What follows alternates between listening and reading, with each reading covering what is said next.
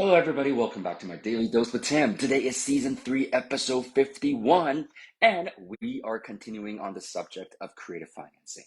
And I'm going to do my best today to project my voice because got pretty sick after the trip in Toronto. However, it's all good. I'll push through. So today, I think a lot of people have you guys been asking me for maybe just to help out on getting you a laundry list. So a bit of a checklist just so that you can start to maybe think about where you can source these funds. Because at the end of the day, to creative financing, as I've been mentioning, it really is in terms of thought process and how you get inspired to get creative from time to time is from knowing the different strategies. However, at the end of the day, later on when we're going through the high level calculations to see where creative financing really fits into every single deal, you understand that the calculation really largely is very similar to, let's say, an income properties type of calculation.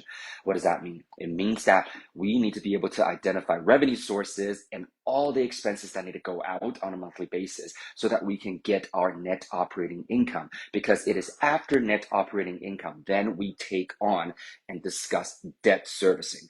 And this whole part about creative financing from a performance standpoint has a lot to do with debt servicing, but at the same time you also need to remember that it has everything to do during the acquisition process, because that could change significantly your acquisition expenses, acquisition cost, and either it passes on some of the expenses or deferred, as you may have heard of the word, because we've deferred revenue, we've deferred expenses, we've deferred maintenance. In this particular case, using creative financing during the acquisition process, it means deferring expenses and deferring acquisition costs. And so on that note, here is a quick laundry list, and it's perfect timing just because I feel like my voice is going to run out pretty soon here.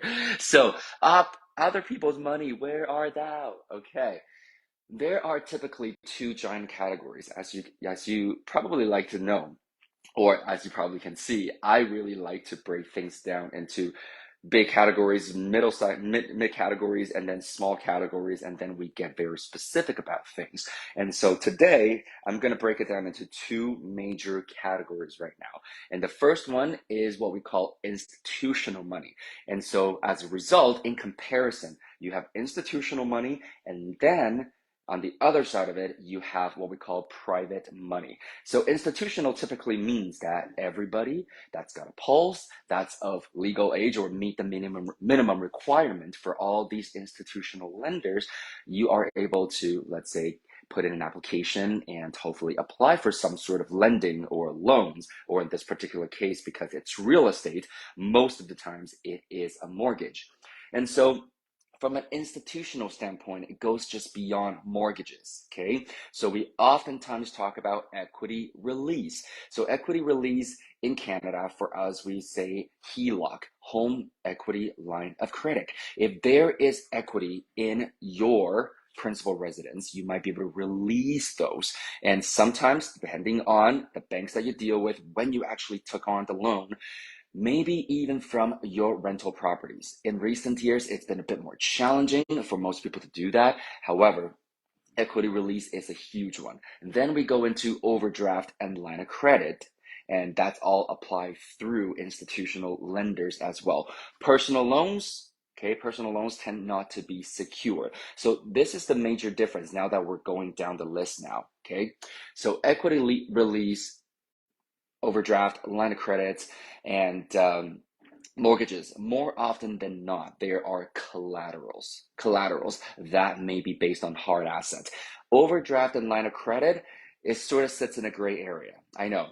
For me, for the longest time, I thought line of credit, unsecured. Turns out pretty secured. Why? Because if you actually go in and read most of the terms and conditions document, they actually have a lot of power to garner your possessions, your wage, very much like defaulting on a mortgage or any other loans that's got those really heavy criteria. However, when you get into the personal loan level and then credit cards, okay, most of the times these are loans that are what we call unsecured credit, which means the power for them to recover much or anything sometimes from people is a little more challenging, and this is also why I think one of the biggest things that they are able to do is to really bring down your credit score. And then the next one is hard money loan. So hard money loan, it really depends on who you are, what you do, and your own level of credibility and trust factor with others. It could be through institutional, could be through private. In this particular case, it's in private. And so if you're leveraging real estate as your main vehicle, as we are discussing right now, then bridge loans more often than not and hard money loans, they kind of go hand in hand. And so we call it hard money loan. And I think I'm going to just quickly clarify that again, because it is secured against hard asset. And so when it comes to any sort of lending, the quick question that whether or not you're a borrower or a lender that you need to always ask yourselves are these main four: how much in, how much out, how long, and how is my money secured? Okay. And last but not least, for most of us who are small boutique size investors, you may have access to what we call exempt market dealers. So it just depends on who you want to speak to, or a MIC, for example. Now, on the flip side of it, private side, some of the things on the list, they are actually a bit overlapped. As I said, it depends on who you are, what you're doing, and sometimes the nature of the deal, so that you can actually consider it, either institutional or private.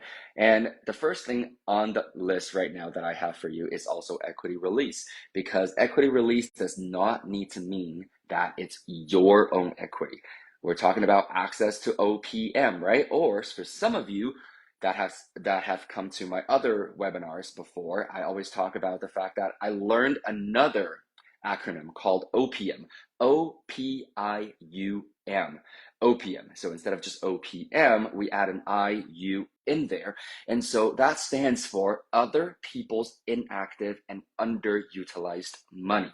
So the idea behind that is to share with you so that you can stretch your mind a little bit and maybe give you some aha moments so that you can go, oh, I see, it doesn't really have to be my own HELOC. It could be somebody else's HELOC, because at the end of the day, it is simply how money works. And if you can create win-win situations, share the wealth from a secure deal, then this is where it sits. So as a result, equity release, overdraft, line of credit, excuse me, personal loans, credit cards, same idea. It doesn't have to just be yours. It could be somebody else's as well. And leveraging other people's qualifications to get mortgages, bridge loans, the bank of love, as we call them, friends and family sometimes, and angel investors and joint venture partners, or seller financing if you are learning and executing at a higher level so that you can seek seller financing at all turns.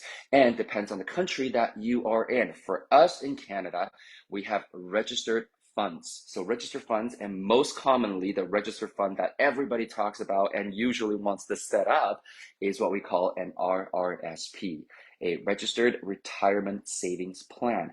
And so in this particular case, RRSPs are actually eligible to be used against properties or investment properties as mortgages as well. So this allows certain people to actually make their RSP money work harder for them. Or last but not least on this list that I have is what I call syndicate. I mean, it's not what I call syndicate, it's syndication. However, you're basically going to be either setting up a syndicate or joining syndicates. In this particular case, we're talking about how to access other people's money. And so it's us setting up the syndicates. And most of the times from a structure perspective, you use what we call general partnership and limited partnership. So that's the structure, GPLP structure, if you've heard of that. So on that note, these are the two complete lists that I have for you right now.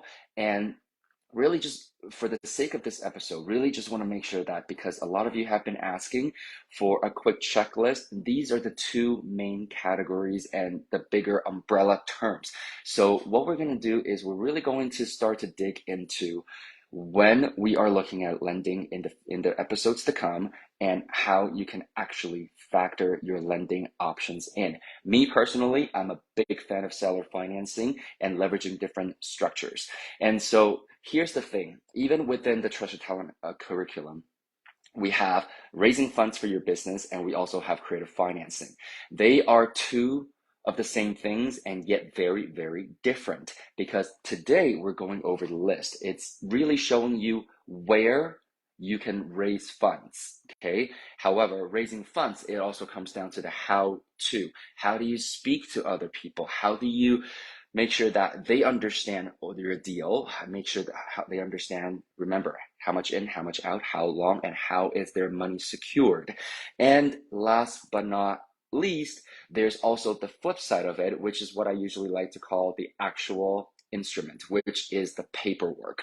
So a lot of the things that we do on a day-to-day basis, mortgages, loan documents, promissory notes, they all have different types of documents that we go through. So raising funds is more on the soft skill side. So having gone through this list, really, in my opinion, this is just a soft knowledge that we have. And then later on, we're going to have to learn how to use the different financial instruments, paperworks, to actually legitimize every single deal and every single loan that we potentially take on. So with that said, I just want to say thank you very much for joining me again today, and excuse my voice. I'm going to go rest now, and I just want to also share with you quickly that this Saturday, what day is that? Let me look at my calendar here. This Saturday, on the 22nd of July at 11 a.m. Eastern Time, we are having our monthly coffee chat about real estate investing and money. So make sure you come join us, because this Saturday, we are specifically going to be discussing amongst the panel the three key ingredients that we each will share and bring to the table about how we became successful in real estate investing and how it's helped us make things work, not just initially buying a few properties, but for 5 years, 8 years, 10 years, and decades. So hopefully you will join us. I will share that link after this session. So thank you very much. I look forward to seeing you tomorrow. Live well, everybody.